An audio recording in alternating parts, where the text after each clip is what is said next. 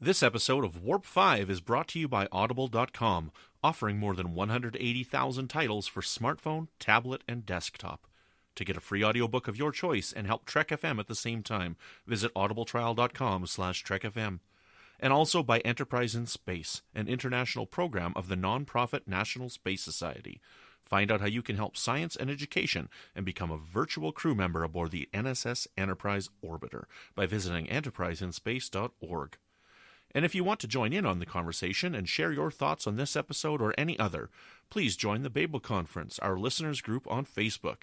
Just type Babel, that's B-A-B-E-L, into the Facebook search field. We look forward to seeing you there. Hi, this is Tucker Smallwood from Star Trek Enterprise. You're listening to Trek FM.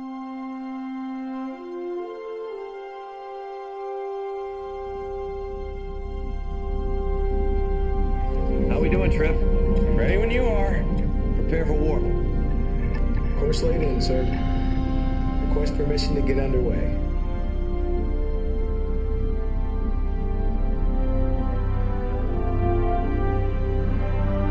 Let's go.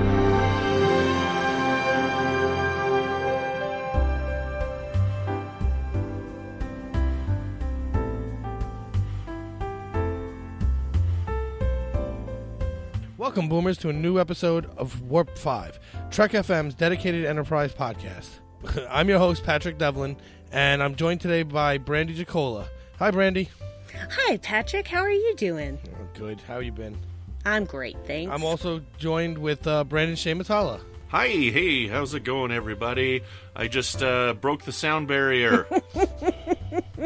Isn't there a demon up there? Chasing that demon. Chasing the demon in the sky. Chasing the demon. We don't talk about demons on this show. Sure we don't. Never. Today we have a great episode set up. We will be talking with NASA employee Tim Robertson, who has worked mission assurance on the Weather Satellite program, as well as the Shuttle, Mars Rover, and Stardust missions, about Season 2, Episode 24, First Flight. Hey, Tim, how are you? I'm great. Just as long as nobody screws the pooch, we're doing great. Yeah, This is your first time on Warp 5, hey? This is. I love it. I love Enterprise. One of the things that Floyd used to like to do is have a new guest tell how they got into Enterprise in the first place, so... Well, I got into it like I got into the original series and Next Gen and all of them. I love Star Trek. I was watching Star Trek on September 8th, 1966 on my living room floor on a little our first color TV we had just gotten. So I love Star Trek going back then, and every time it's been on TV, I've been addicted. Nice. Was it an RCA color TV? It definitely was an RCA color with big tubes. Nice. When you could actually fix your own and television. rabbit ears, it had the whole 9 yards, yeah. But I've loved Star Trek forever. Awesome. All right, so today we're going to talk about First Flight. Brandi, would you like to give a recap? Yes, I would be happy to give a recap of this episode. We already talked about how it's Season 2, Episode 24. The original air date was May 14th, 2003, directed by the one and only LeVar Burton. Written by John Shiban, I hope I pronounced that right, and Chris Black. And it goes thusly. While preparing to investigate a possible dark matter nebula, Archer receives word from Admiral Forrest that A.G. Robinson, a friend, has died in a rock-climbing accident. Archer tells Trip of the accident but refuses to discuss it further and intends to fly the shuttle into the nebula by himself. He is then surprised by T'Pol insisting that the captain can't leave the ship unaccompanied and joins him.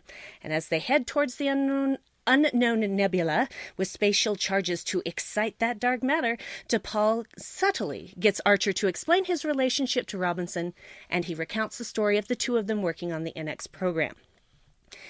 Robinson and Archer were in competition to be the test pilot for the new NX Alpha, which Robinson is awarded. During the test, the ship becomes unstable after reaching Warp 2, and Robinson ignores a direct order from Forrest to drop out of Warp and instead increases speed. The ship is destroyed, Robinson survives, but the Vulcans use this incident to insist that the engine does not work and the warp program should be postponed.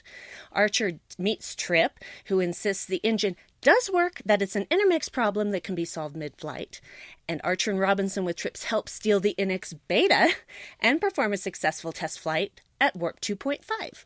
They're all taken into custody, and Archer and Robinson are severely reprimanded by Forrest, but they're allowed to continue work on the project after the Vulcans grudgingly admit the engine does work.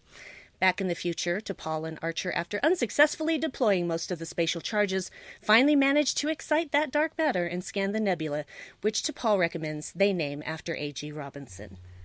So I have a theory on this here. I've told this, and nobody else seems to know about this one here. A.G. Robinson, Andrew Garrick Robinson. What do you think? You think they named it after him? Could be. Sounds plausible. Yeah. That's my thought. So. No big deal. Works for me. I think this episode is just full of connections to the space program and I everything. completely agree. Yeah. It's obviously a love letter to the right stuff, and I'm sure we'll get into that later. But yeah. It was definitely purposely done in that style, and that's why I love it so much. Okay, so Brendan, what are your thoughts on this episode? I gotta say that it was never really one of my favorites. I enjoyed it, and mostly because I love Keith Carradine so much.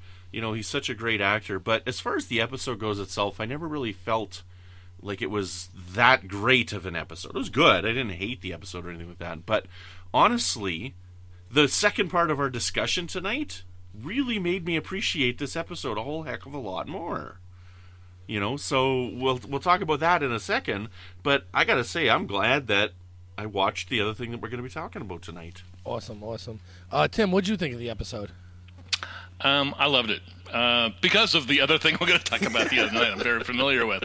So yeah, the connections and the parallels really hit me. I mean, watching it, I loved it, and the whole test pilot thing, I really, really enjoyed. Brandi, your thoughts on this episode? Well, when I was a kid, I got to see the edited version of The Right Stuff, and my dad was fascinated. Spoilers, that's what we're talking about. Oh, I'm so We were all not saying it. We can go back and I can start again. Nope, too late. You can't edit a podcast. I thought we were talking about Bill and Ted's Excellent Adventure. Okay, I'm sorry. Yeah. Total ripoff of Doctor Who. I mean, phone booth, really? So, it should be bigger on the inside, guys. But, no, I'm sorry. So, when I was a kid, I got to watch that movie that we're not mentioning. That thing we're not talking about. And cleverly edited, because there were some things that were inappropriate for children. But my dad was fascinated with aviation. He always wanted to be a pilot, but they wouldn't let him because of his eyesight. And so we were always watching movies with airplanes, Star Trek, of course, from before I was born, etc. Anything that had any kind of flying ships in it, we were in. And so this episode actually made me think of my dad so much and made me miss him a lot. And I just can't love it enough, because it's just so obviously beautifully an homage, and yet its own thing at the same time. And I just really appreciate it. So, had you seen the movie since your dad's edited version? Not until Saturday. So you're like, whoa! No, I was just like, oh, I see. They edited that to make us think it was part of this scene, but no, that was when they were getting a semen sample. Okay. Wow. Yeah. Yeah, okay. Off we go in the wild blue yonder. Yeah. Yeah, so my 4-year-old walked into the room at exactly that moment. But back on track. No, I actually love this episode for a couple reasons, and I did so before watching that movie we're not talking about, because I didn't see that movie till 5 hours ago. So that movie's very fresh in my mind at the moment, albeit confused, but fresh in my mind. But I really loved it because I like seeing Trip and Archer's friendship starting, and I really like the actors they got in the episode, and how they put T'Pol and Archer talking about it in the capsule. But mostly the big part is watching how two test pilots are actually battling to be the first test pilot, and knowing that could be. I mean, if you're a test pilot, you know that every mission you go on could be the last one you ever step foot on, and but they're still trying to make their name as being the one who does it, which I really enjoyed. Well, spoiling that thing, like, I mean, so yeah, obviously we're talking about the right stuff as well here, and I put the movie on the other night, on Saturday night, I think it was, and this is the first time I'd ever seen it, and like 8 minutes into the movie, I tweeted, I'm like, I know exactly why Tim wanted us to watch this movie in this episode. And I really appreciate that all of you have watched it. I know your first response was, it's 3 hours long. I don't have the time. For crying out loud, Tim. But it's like I said, when I saw First Flight, I immediately thought of the right stuff. Mm-hmm. So it really brought everything in for me. So that's why I'm really happy you did that, so we can have a nice discussion about it later. Yeah, good. No, I'm glad. This is a great topic here. Yeah. One thing that's neat is like that Happy Bottom Riding Club, because that's basically the first scene. Is I'm like, 602 Club. You're right? stealing my thunder. I'm sorry. But one interesting thing about the Happy Bottom Riding Club is if you guys read the Titan novels, the bar on the Titan is called the Happy Bottom Riding Club. So, Interesting. yeah, I don't know. They took another throwback to another Star Trek reference. to the. Sorry, Tim, I'm taking the guest's thunder. That's okay. I'll just be quiet over here now. No, man, it's fine. As long as you don't sing anything. So, Tim, as I teased before, you've worked for NASA for how long? I've been with NASA for about 25 years in various capacities. NASA, I'm a NASA contractor. I'm not a civil servant, so I wasn't on the lockdown that just happened. Lucky. I got paid, which is nice. Yeah. But I started off working on the shuttle program. I was working on the space shuttle main engines. I was a process engineer there. Then the thing about NASA is you're on for projects. So when the project's done, you got to find another job. So that's we jump around a lot.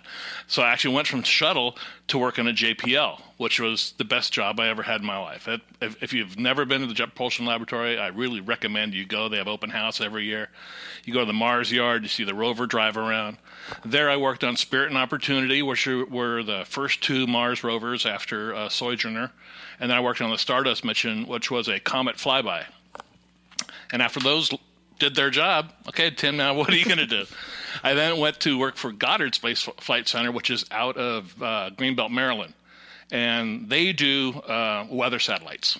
So I'm currently on what's called the JPSS, which is a Joint Polar Satellite System. In fact, we launched our last satellite in November of this year up at Vandenberg, and I was up there for that.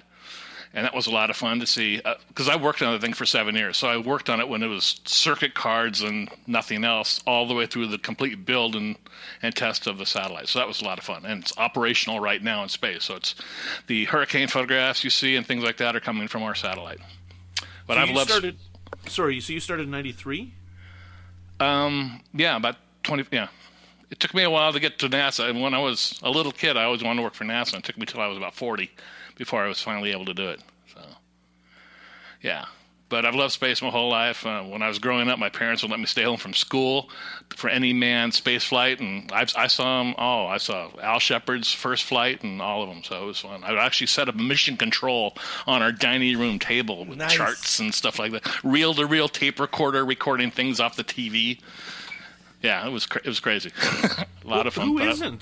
Who isn't interested in space? Who hasn't wanted to be an astronaut? I wanted to be an astronaut. I feel very lucky to be a child of the 60s. I mean, we experienced a lot back then, but it was fun.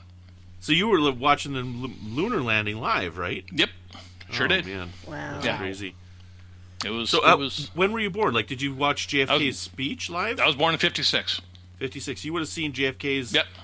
Because it's not because they're easy, but because they're hard. Yeah. Well, my dad worked for NASA for 36 years. He was one of the designers on the Saturn V F1 engine, the big ones at the bottom. Mm-hmm. So I had that ingrained into my brain. This is what we do. So there's a good family trait to go through. It's I love space. I mean, I'm like a little kid around a spacecraft. I really am. I want to share a little story here because I'm into this as well. When I used to live up in Prince George, BC. And there was an outdoor telescope, right? Like a large telescope. And this was about, I guess it was 9 or 10 years ago now. My wife had gotten me a little membership at this thing, and they had like a lunar club or whatever. You'd go and check it out at nighttime. And we got to see it. We got to see the telescope, and it was set up one night where it was pointed at Saturn. And it was very small, but you could see the rings. Yeah. And I was like, oh my goodness, Tim, did I get the chills down my spine?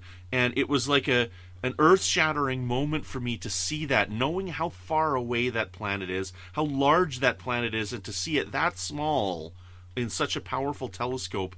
I have never felt so tiny in my life. It was amazing. Yeah, I've got a couple telescopes, and I go to schools and do programs with the schools, and sometimes we set the scopes up at night.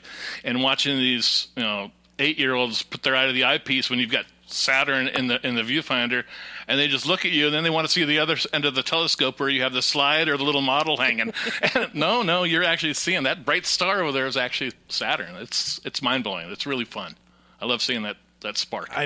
In fact, we bought my son a telescope for Christmas 2 years ago. We haven't been able to get a good view of Saturn yet because the times haven't lined up where the rings are actually facing. Because most of the time they're actually flat to us, so you don't actually see them. So, unfortunately, we haven't caught one of those views yet. So you were lucky to catch that as a kid. NASA was created by President Dwight Eisenhower in 1958 in response to the Soviet Union's launch of the first artificial satellite the previous year. President John F. Kennedy gave NASA a goal of sending a man to the moon by the end of the 60s. On July 20th, 1969, the first man walked on the moon as part of the Apollo 11 mission. In 1970, the Apollo 13 lunar landing was aborted after the oxygen tanks exploded. That's the one they made the movie out of, right? Yeah, Apollo 13. Movie. It was actually called Apollo 13. Great movie. Right.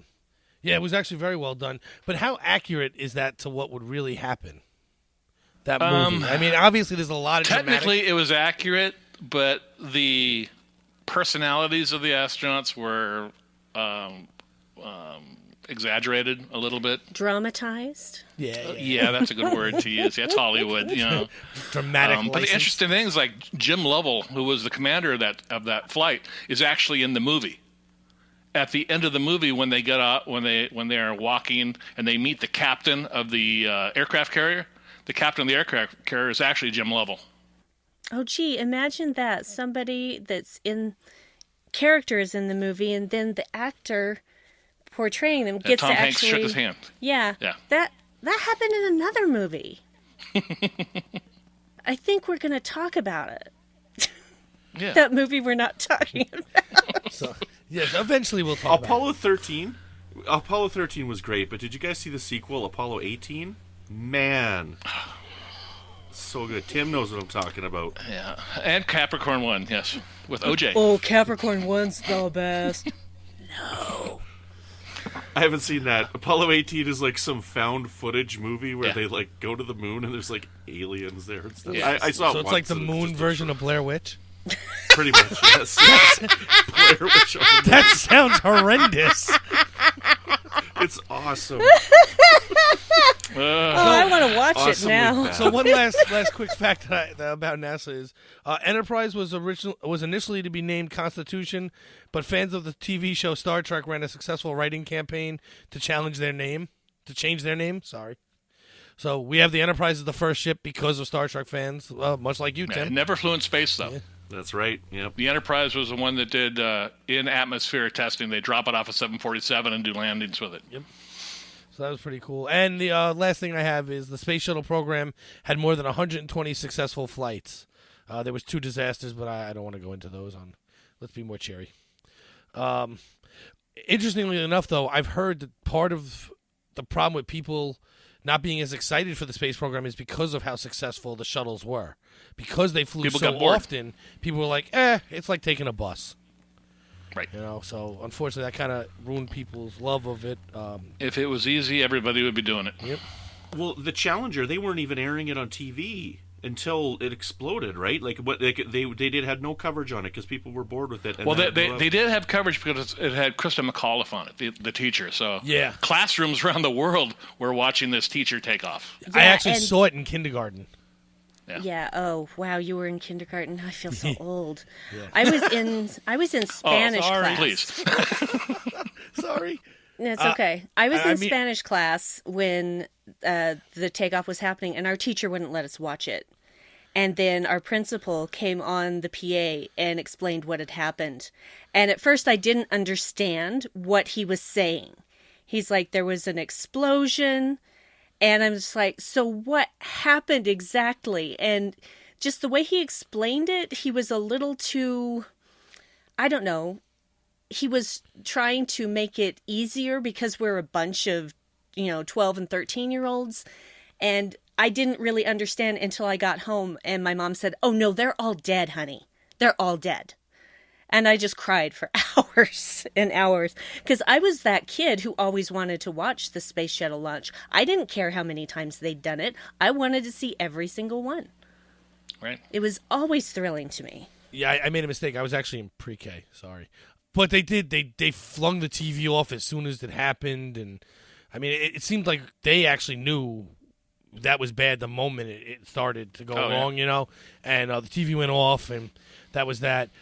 Interesting, another fact, this is actually happier, but when they brought the space shuttle to New York, when they were moving it from D.C. to New York, I forget which one they moved to the Intrepid, but they did a flyover over the Intrepid when they had it on the top of the 747. I was working on the water at the time on a job, and we had to walk a block, actually, to go find a bathroom, and I just happened to be coming out of the building with the bathroom as it flew by, so I actually got to watch it do its flyby of the Intrepid, which was pretty cool. Jealous. People were like, "Get out of my way, I'm trying to walk here." Lovely Manhattan. So in order for all these things to happen, though, they needed test pilots first. What kind of qualities do you think they would look for in test pilots to fly spaceships? Well, the test pilots that they used for the Mercury and the Gemini program, the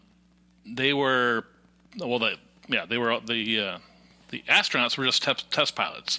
They just stuck to that because that's what they wanted to fly, test pilots, because they knew the risks, they understood the risks, and they wanted the best that they can get. And so the test pilots, like they'd go to Edwards Air Force Base, like that movie shows that they would go out there, the high desert of California, and pick the best and the brightest of that. And the thing is, the spacecrafts that we launched were basically ICBMs. The first two Mercury flights, Shepard and Grissom, they were on the Mercury Redstone. And all they did was little suborbital shots, little 15-minute flights. And just to prove the concept that someone could just live in space and we could re-enter the atmosphere. After that, John Glenn did his orbital flights, but they needed a bigger rocket. So for that, we used an Atlas rocket, a little bit bigger, but was able to reach orbit. And all of the Mercury flights from Shepard's, from John Glenn's on, were all orbital flights. So that was the important thing. And then when we got to Gemini, Gemini was 2 astronauts, again, mostly test pilots on the entire program. And they grabbed another 13 astronauts. They had the first 7, then they had the 13 for the Gemini. And they used the Titan II rocket because they were now launching 2 astronauts in space. And the reason they did the Gemini is the goal by Kennedy was to go to the moon. And Gemini was to, can we walk in space? Does a spacesuit work? Can someone actually live walking outside the spacecraft? They had to learn how to rendezvous and dock. That's the 2 spacecrafts going together, because when we go to the moon, we're going to have the lunar module and we're going to have the command module, and they got to be connected when we go to the moon. And then we had Saturn V. And Saturn V, and all those other rockets, they had years of flights beneath them. So we knew the reliability of them. Then the Saturn V for Apollo came along, and we lost Grissom, White, and Chaffee on the ground in Apollo 1 just during the test. And after that, they had 6 unmanned flights of the Saturn V rocket. So, and then the first flight had 3 astronauts on. It was just an orbital flight around the Earth. So test pilots, are very important in the program because they, like I said, they understand the risk and they know what to do. The interesting thing is when you got to the shuttle. Shuttle by far is the most complex flying machine we've ever built. There were no unmanned flights. The late John Young, who just recently passed away, was the commander, and Bob Crippen was the pilot. And in 1981, they climbed on board the Columbia and they went into space. That craft had never flown before. Big huevos. Those guys have. I mean, in order to do that. And they flew that thing, and it was amazing. I was shocked at the thing, because my dad did a lot of work on the shuttle as well. And he said he never would have flown on it because there's too many systems, too many things can go wrong. And when the shuttle comes out of space, it's a rock dropping. There is no second chance. You can't come up and come down. You're falling out of the sky.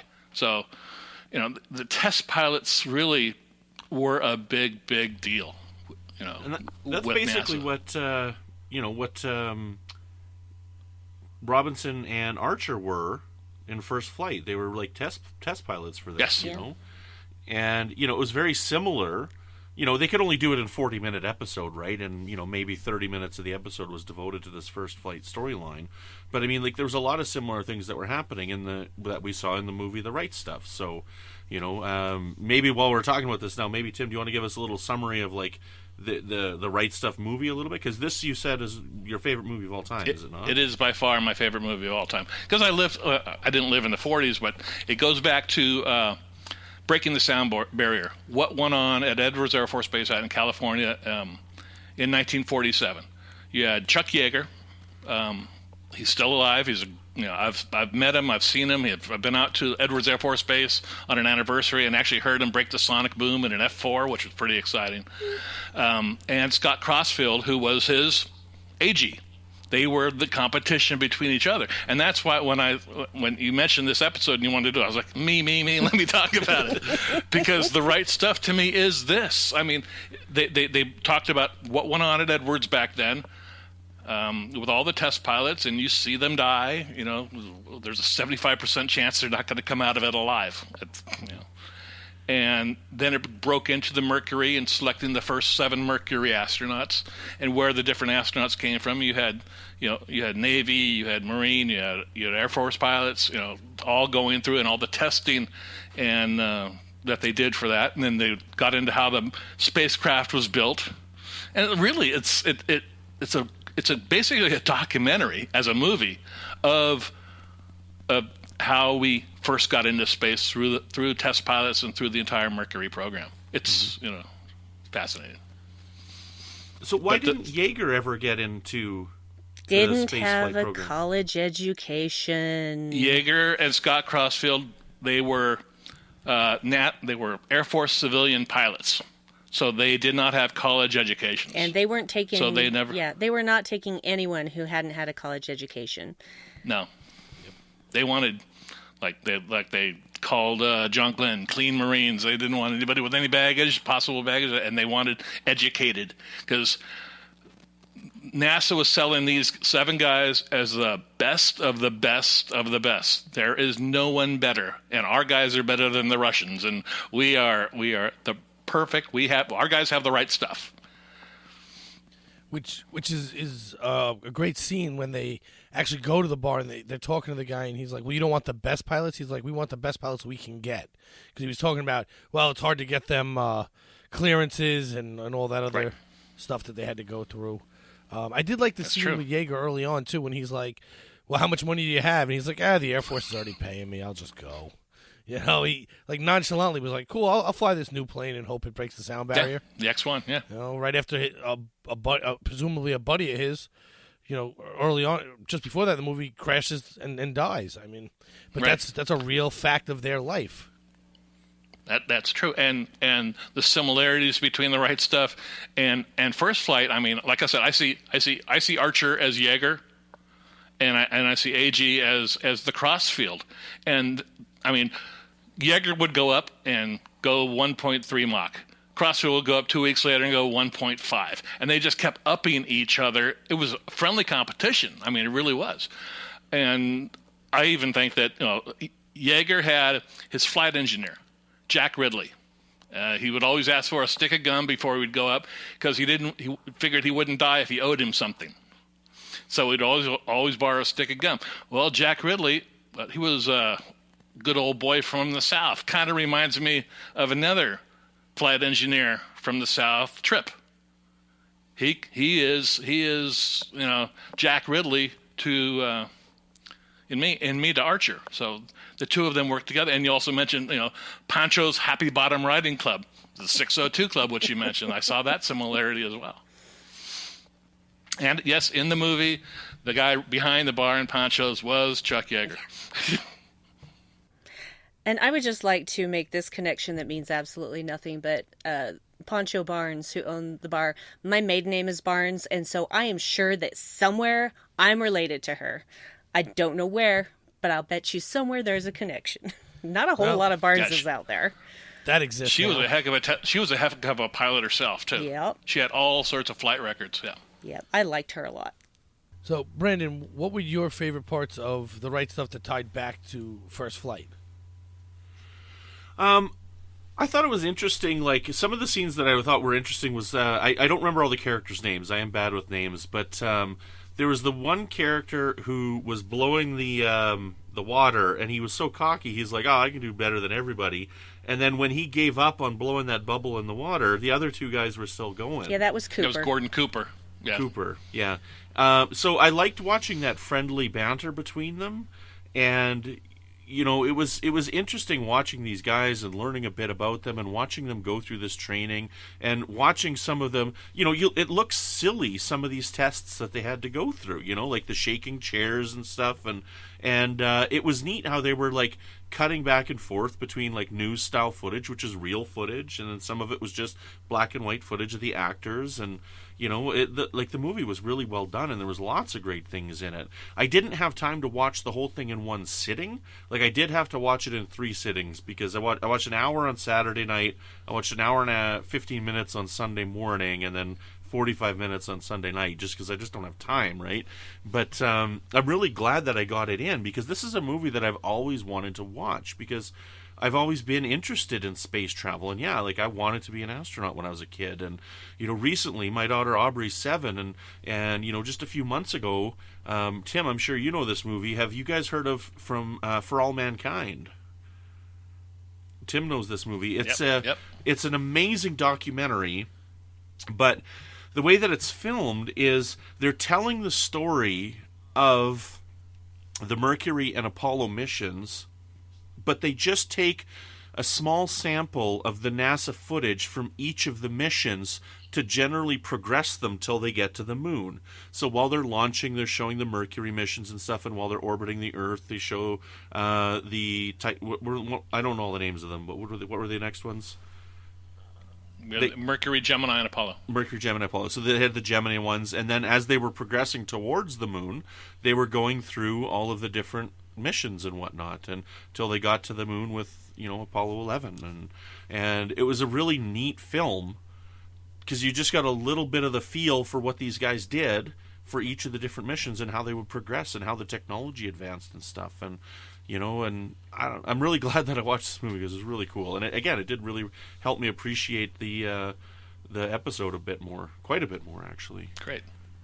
Yeah, and when it first came up, I said, 3 hours, and I got a lot to do this weekend, and I thought, man, I don't know how I'm going to fit this in. So today I actually ran home from work and threw it on, and I'm very glad I did, not just for the sake of this discussion, but just to see that movie and to see how it worked out, and then how well First Flight really did tie back to that movie, because it's clear that they wrote that with that movie in mind. It wasn't an accident. We're not drawing parallels, you know, because we want to. It's because they're there. You know, we're not making it up. One of the things I found interesting was, and I don't know how factual it is, but originally they wanted to use like circus entertainers to be test pilots for the because they didn't really want pilots. That was the thing. They just wanted someone to sit in a capsule, and the capsule was going to do all the work for them. Yeah, the first 2 flights, they didn't do anything. The astronauts, it was just only 15-minute flights, so they just up and down, and they were just passengers. Right, and they... Which was a problem for them, because they're test pilots, and they wanted control. Right, they must be control freaks to have that kind of job. You have to. And meanwhile, they're trying to get Eisenhower to hire, you know, people walking on tightropes and all kinds of things, which I thought was ridiculous until I thought about it. Their reasoning for it was, well, they'll easily just listen to whatever we say, sit down and go and come back, and we won't worry about it.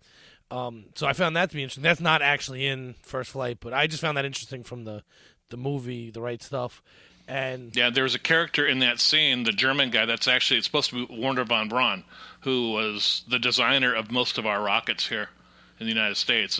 He designed the German V2 rocket, which a lot of our rockets are based upon, that whole propulsion system. Right. Yeah, well, I like that line, too. Our Germans are better than their Germans.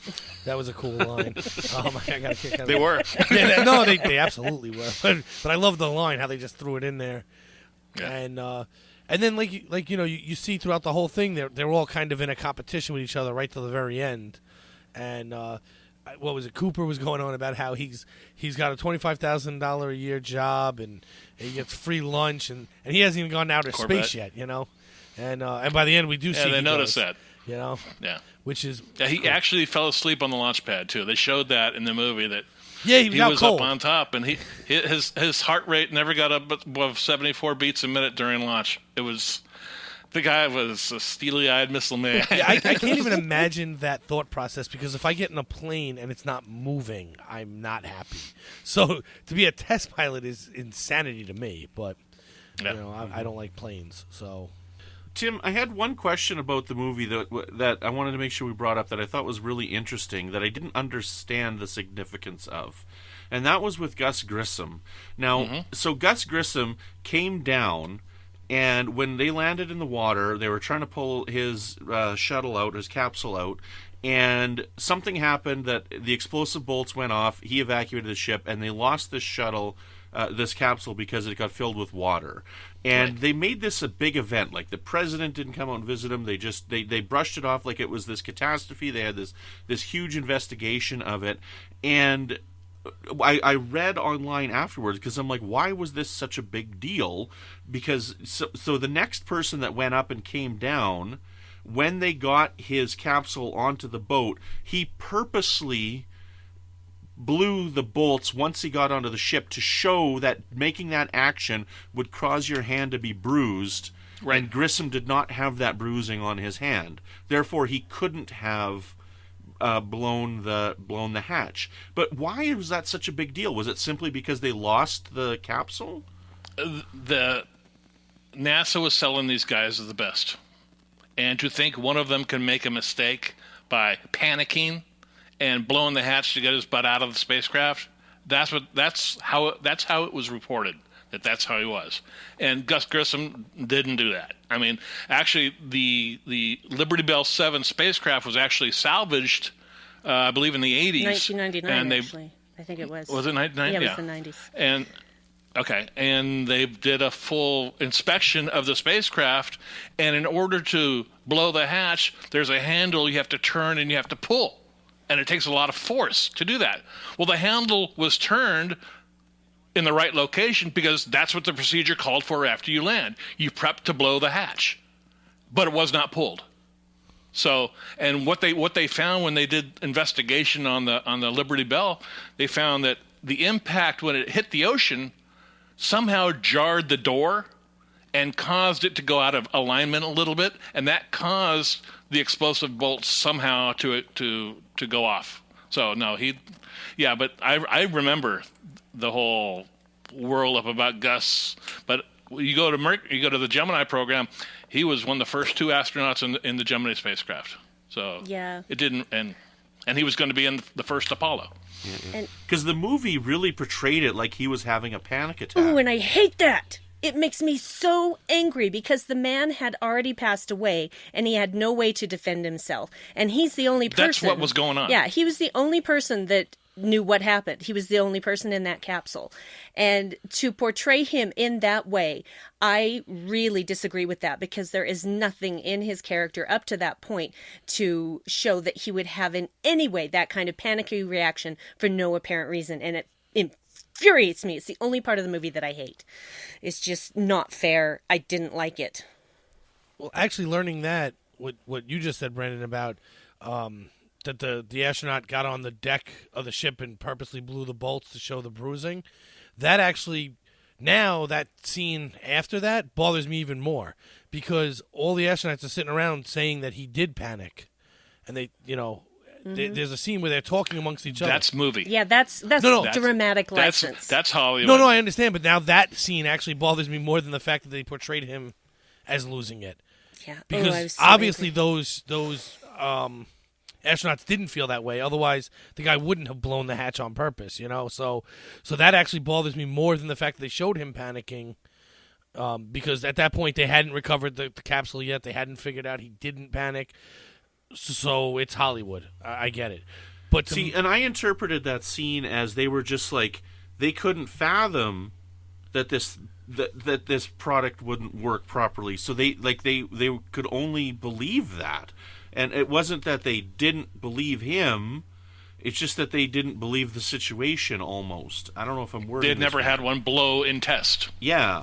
So they dropped it 100 feet on the concrete. Awesome. My cell phone falls from 14. It survived. That doesn't mean I want to do it. We never had a shuttle fall apart coming back to the Earth because it was hit with ice either. So in the world I work in, you plan for the unplanned events, and that's having to pee. You can't predict. In case you're on the launch pad for too long. Yeah, for hours on end. Like Al Shepard had to pee in his... That's right. Which he actually did. And now those suits come that way, right? Like, I mean, that's part of the suit now. NASA has diapers, yes. Yeah. I felt bad because I read that Alan Shepard got grounded later because of Meniere's disease. And I have Meniere's disease, so I understand that. But it's just like, man... But he did fly in Apollo 14. He walked on the moon and actually brought a 9-iron and knocked the golf ball miles and miles. Yeah, kind of like the only man to play golf in space, right? Or on the moon? Yes. Man to play golf on the moon. Good for him.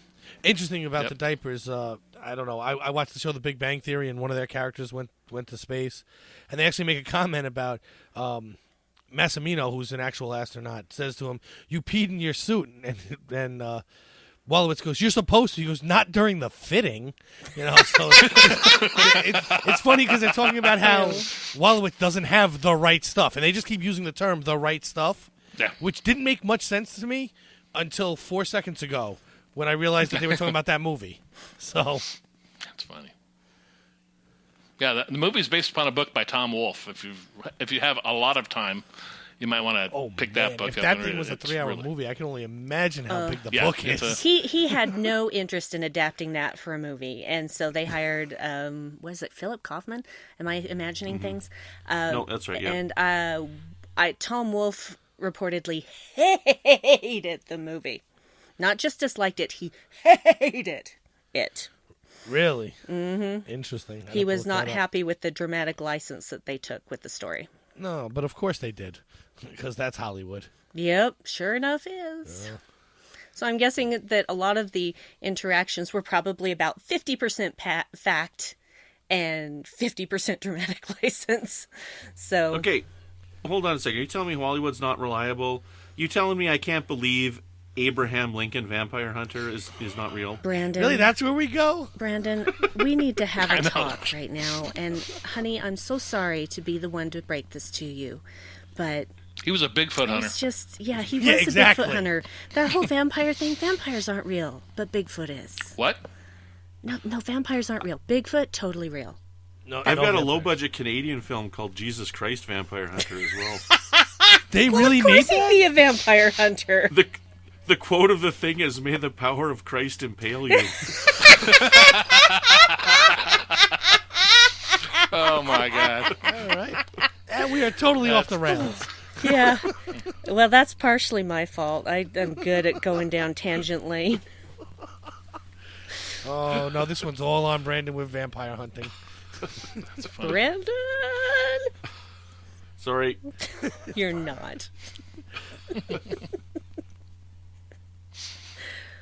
So, Tim, do you have any final thoughts on this movie and the episode? Like I said, it's one of my favorite Enterprise episodes because of its tie into the right stuff. Everything about it was good, even to Paul. Even to Paul. I liked T'Pol in this episode. I thought she was really interesting. Yeah. But I have one question about this. Okay, so now let's tie this back to Enterprise for a second here. The one thing I don't understand about Enterprise is why did they give so much power and influence to the Vulcans? I just don't understand that. Yes, they had more experience, but even in this episode here, like, why did they take such a backseat to them and say, look, if we do this now, we're not going to get into space for 10 years because they want 10 years of tests? And they're like, Starfleet said so.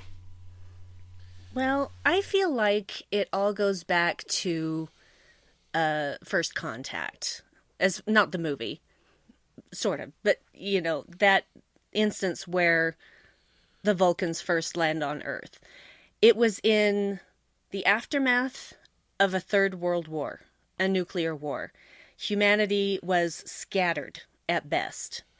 And the Vulcans basically helped them not only with starting their warp program, but also kind of helped them figure themselves out so that they could come together and they could form an organization like Starfleet. Because can you imagine the entire world doing that with the world we have now? Because I can't. I can't imagine the entire world just dropping all their differences and finally deciding, yes, let's work together, let's achieve this thing. And so I think that in those early days, yes, they needed the guidance of the Vulcans because they weren't really sure what they were doing yet. But this, however many decades later, kind of like, yeah, let's just do this already. Because it's true what Robinson says is that you've got to take risks.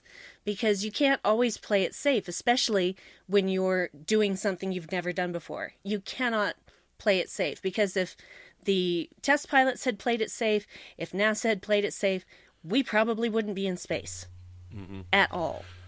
Well, the scene when Robinson and Archer steal the Beta, right, and the Admiral Forrest is on the line, and he's like freaking out and whatnot, and the Vulcans come, and he's like, "Oh, that's just great." Like, what are the Vulcans gonna do? Like, frown at him or what? Like, they don't frown; they don't have emotion. They really? frown. Have you seen they Saval? Saval's face is just a frown. It's all the not time. called frowning when it's Vulcan. It's just their face. It's a that's just my face. stern It's expression. just my I don't know. face. Well, I think it's because the Vulcans were considered the experts, and so they had a lot of say in how the program progressed. I think that's it, yeah. And that's why they were beholden to them, basically. So they basically had to have proof of concept to get those guys to finally say, okay, yeah, this works. Let's go on to the next point. Yeah, they were the gatekeeper, I think, for the whole flight, the whole warp program. Yeah, that's how I feel. And that's the thing. They only, I'm suddenly reminded of these lines from Forbidden Planet for some reason. They were the ones who decided what information and knowledge that they would parse out and what was acceptable to give to the humans at that particular time. And that's why it took them so long to get there. But having to work for it probably also was a good thing, because if you just hand somebody a Warp 5 engine and they go out into space, but they haven't had the experience of working on it, testing it, making sure it works, developing the NX-01 and all of those things, I don't know if they would have been as ready or prepared for what was really out there. So in a way, I understand why the Vulcans did what they did. On the other hand, they did drag it out too long. Well, exactly. Like, I wouldn't expect the Vulcans to be like, here's your Warp 5 technology, let's get going. But they are the ones that are always touting non-interference. And by holding them back, that's interfering with the natural progression of humanity. The natural progression of humanity is, let's get her done. Yeah, you know? that's what humans do. We've got an idea, let's make it work now. Now. If they blew up the first one, they would have been right up back on the second one. Maybe with different pilots, but they'd be back up on the second one. Well, they did blow up the first one. They blew up the Alpha. No, but instead, under the Vulcans, they were like, all right, program's closed and we're not fighting it. What do you mean we're not fighting it? Of course we're fighting it. I mean, I get what Brandon's saying, because it seems a little ridiculous to be that beholden to them, to just, they said we should probably wait, so we're going to wait. Whose fault is that, though? No, it's definitely the humans, Starfleet's in that case, but it's just I don't know, it's a way to make us not like the Vulcans more at that moment, so. Well, it's its job. That's the thing that I like about Enterprise, is that it shows the Vulcans in a much different light than what we've seen from the Vulcans up until this point. Because all we've seen really are the Vulcans of the future, after the Federation has been formed and all of these things. And so we're not used to having the Vulcans be jerks. So, gruff sometimes, annoying definitely, but not jerks. And these Vulcans are jerks.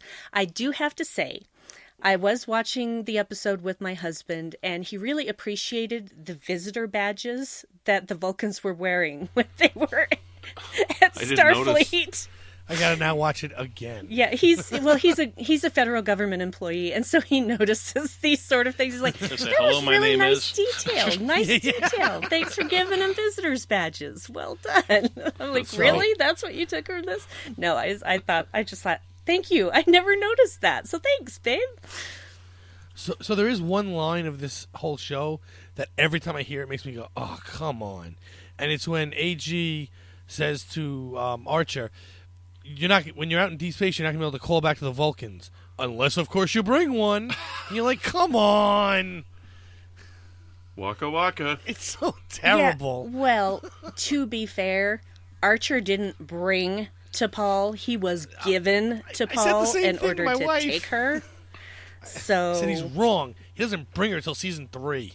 That's when he decides that she can stay. Yeah, well, she decides she wants to be there too. It's up to her too. But then she goes to him and says, "I've resigned my commission. I want to stay here if you'll allow it." And he says yes. But up until that point, neither one of them had a choice. She was there because she was told to be, and and because he was told she had to be. Yep. But it's such a they were trying so hard to do foreshadowing, and it failed. Little fan service. Come on, give him that. While he's telling the story to her, he couldn't have left that line out. Yeah. Well, like it was really as coherent as the flashbacks that we saw. Yeah. No, Archer telling that story would not have gone like that. No, and if I'm telling that story, I won that fight. I mean, why would you even let that end in a draw? Yeah. Why would you? You were getting lumped up, man. It would have been one hit. I won. End of story. Mm-hmm. Yeah, but that's you, Patrick. I believe that. Yes. Got someone fooled. You're no Jonathan Archer. Well, he's just too honorable to lie about it, I guess. It's in Starfleet. They don't lie. Yeah, true. Neither do the Vulcans. Step my line. Yeah. So, Brandon, what are your final thoughts? Oh, just that. I just wanted to talk about the Vulcans. That was it for my final thoughts here. So, Brandi, what are your final thoughts? Anything additional you want to add? I don't think that there's anything I have to add that I haven't already said. I love this episode. I love Enterprise in general. I have always been fascinated by flight of any kind, and I will continue to be until I shuffle off this mortal coil. So I appreciated this episode so much, being a love letter to the right stuff. I really like that. I guess my final thoughts are just that I'm really glad that I got to watch The Right Stuff. It's not something I even knew existed, actually. It was made, it was made in 1983. I was 1 when that movie came out. Oh my god! I don't typically Where's peruse the section of movies. I don't typically peruse the section of movies that existed when I couldn't talk. So you're missing out. I am, but people have to tell me. And we had talkies when I was growing up. Talkies. Well, this is 2 weeks in a row, Patrick, that you got to talk about 2 wonderful movies. Because last week we just talked about The Wages of Fear, which is better than this, right, Brandi? Wages of Fear is better than this one? Don't make me come over there, Brandon. Well, that was the other issue, is I was like, oh man, is this going to be another one of those? No. And this one's like 3 hours. The last one took 3 hours to get through the first hour. This is not going to go well. I'm really happy the 3 of you watched it and really enjoyed it. It really warms my heart. It really does. No, it was a great movie, and like I said, I mean, unfortunately, I didn't know it existed because I was so young when it came out, and but whatever. But now that I got to see it, it's probably something I will watch again just to see the things that I missed, because I have 2 kids and they don't know how to stay out of the room and leave you alone long enough for you to watch a 10-minute TV show, let alone a 3-hour movie. So I'll probably be watching it again soon, relatively soon. What's interesting is preparation for this. I didn't watch it. I don't need to. I've probably seen it 30 times in my life, so it's just like it's. Yeah, well, I didn't have to watch First Flight. I mean, I did because I like it, but I didn't have to. But I used all that time that I would have using to watch The Right Stuff, and I'm glad I did, because there was a point where I was going to just fast forward, try and hit key points and be able to talk about those. But I sat down, I made sure I watched the whole thing, and and it didn't even feel like it was 3 hours when it was over. It definitely, the first hour when I watched, it went really quickly. I was just getting very tired on the night there because it was like 11 o'clock at that point. I knew I couldn't finish it, but for Brandi and Patrick, I'd recommend you check out that For All Mankind. It's only like 80 minutes long.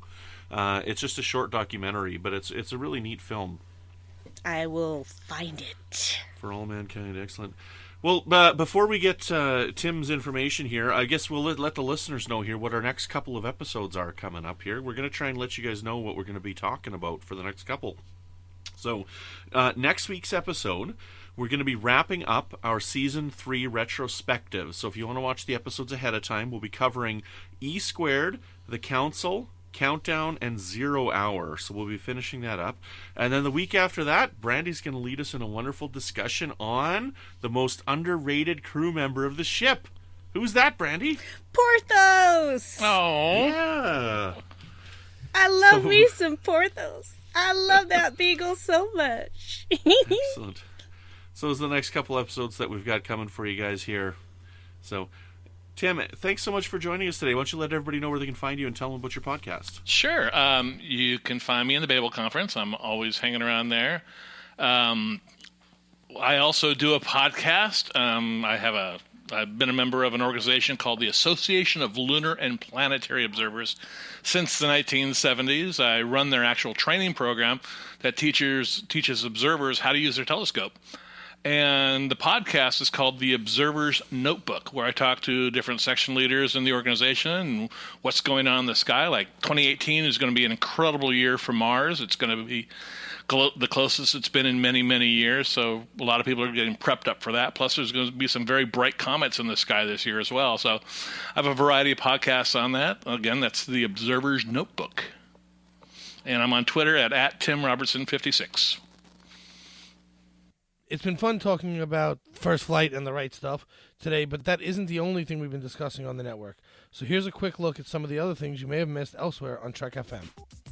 Previously on Trek.fm, The Ready Room. But aside from a title, it was just getting people used to the idea that Star Trek did not have to be Kirk, Spock, McCoy, either watching them get older or recast. You know, it wasn't a zero-sum binary choice here. That there was some other way you could go with the franchise, that the franchise was more than these guys. The franchise was this universe. Earl Grey. Is it Worf being hit with pain sticks in the Icarus Factor? Dang it. No. Oh, I forgot about that one. I know, I was going to choose it, and I thought, Richard's probably going to, take up that Worf one. I forgot about that one. Oh, yeah. All right. Well, I would choose that one, but that's not what I have on my list. Okay. I completely forgot about that episode. Oh, my gosh.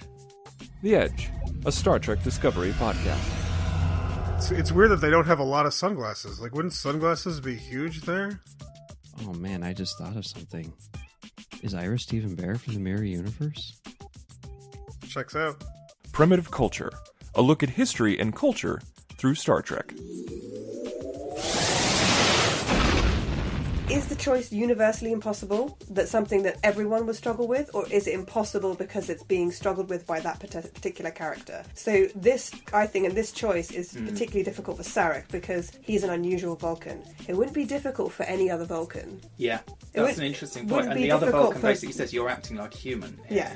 Yeah. But then he married a human. He did, and he had a half-human son, and he adopted a human. So he's obviously got some... Yeah, and so he's unusual in that respect, Star Trek, is there any other choice which is impossible because of that individual, rather than impossible because it's like a universally seen impossible choice? And that's what else is happening on Trek.fm. So check out all these shows and join in the conversation about your favorite corner of the Star Trek universe and beyond. You'll find us wherever you get your podcasts. And you might sometimes find us at the Happy Bottom Riding Club, right, guys? Right. Absolutely. If you're an Apple user, please be sure to hit the subscribe button in an Apple Podcast on iPhone, iPad, or Apple TV, or the desktop iTunes app to get the latest episodes as soon as they are published. And please leave us a star rating and a written review. If you're not an Apple user, we've got you covered as well. You can find our shows on Google Play Music, Stitcher, TuneIn, Spreaker, SoundCloud, Windows Phone, in most third-party apps, and you can stream and download the MP3 from our website or grab the RSS link so you can listen while you're giving samples. Ew. We'd love to hear your thoughts on today's show, or maybe we wouldn't like to hear your thoughts on the show, but there are many ways for you to do that, and the best place to join in the larger conversation is the Babel Conference, our listeners group on Facebook. Just type Babel, B-A-B-E-L, into the search field on Facebook, and it should come right up, just like Cooper giving a sample. If you'd like to send us email, you can use the form on our website at trek.fm/contact. Choose to send to a show and select Warp 5. That will come right to us.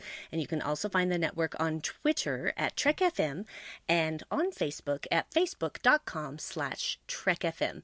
So, Patrick, when you are not fending off interrupting children, where can people find you on the interwebs? Well, they can find me on the Babel Conference. I'm always there hanging out, talking with people. You can also find me on Twitter, which I'm going to start using more because I just haven't used it enough, at MagicDrop5. One word, the 5 is a number. And I co-host the show, The Briar Patch, which releases twice a month instead of every week like this show. But you can find me there as well. So, Brendan, when you're not trying to get yourself to the moon or orbiting Earth, where can people find you? You can find me on Twitter at Brandon-Shea. You can find me on the Babel Conference, and you can find me here on the network hosting The Edge, which is our Star Trek Discovery podcast. And you can find me over on the Fandom Podcast Network with a show called Good Evening, an Alfred Hitchcock podcast. And you can, check us out over there. It's a lot of fun. And Brandi, where can people find you when you're not trying to do stuff? Really? That's what you got? I'm tired. It's 10:51 right now. Where can people find you when you're not trying to break the sound barrier? There we go. That's much better.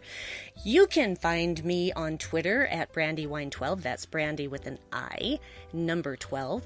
And I'm also always lurking in the Babel Conference and sometimes posting on other people's posts. You can also find me on Live from the Edge, which is our live reaction show that we do every Monday after a new episode of Discovery drops. I do that with the lovely Bruce Gibson. And I also have a podcast with my husband Dave called The Dark Corner Podcast, which you can find on strangeanddeadly.com, where we look at life and pop culture through a darker lens. It is a bit sweary. Well, we got one comment here that we're going to read from our last episode 129. Episode 130, sorry, which was the first episode with you guys. And that was our favorite episodes. Justin Ozer from Earl Grey says, great episodes, and welcome to Patrick and Brandi as the new co-hosts. Here are my favorite from each season with my all-time favorite Enterprise episode listed with a star. Season 1 is Dear Doctor, Season 2 is Dead Stop, Season 3 is North Star, and Season 4 is Kirshara, with that being his Justin's favorite episode of Enterprise. So thanks, Justin, very much for submitting your list. And if you guys want to comment and let us know, put a comment in the Babel Conference and we'll read it for you. If you'd like to help us keep our shows coming to you each week, you can become a patron of the network on Patreon. Visit patreon.com/TrekFM. It's patreon.com/TrekFM to get all the details. Perks include early access to episodes, exclusive content, producer credits, and more. Available through our special patrons website, Patron Zone. It requires a great deal of money to produce, host, and distribute these shows each month. We really appreciate any support you can give us, and hope you'll join the team. Again, you'll find those details at patreon.com/TrekFM, which is actually how I got involved in the network at first. I became the associate producer for Metatrex. Mm-hmm. And we've got some great associate producers here on Warp 5. We're going to give a big high five and a big sound barrier booming to the following wonderful people. We got Norman C. Lau, Floyd Dorsey, Mike Morrison, Tim Cooper, Justin Oser, Mark Flessa, and Joe Saltzman. Thank you guys so much for supporting the show as well as the network. Keep calm and boom on. Sonic boom.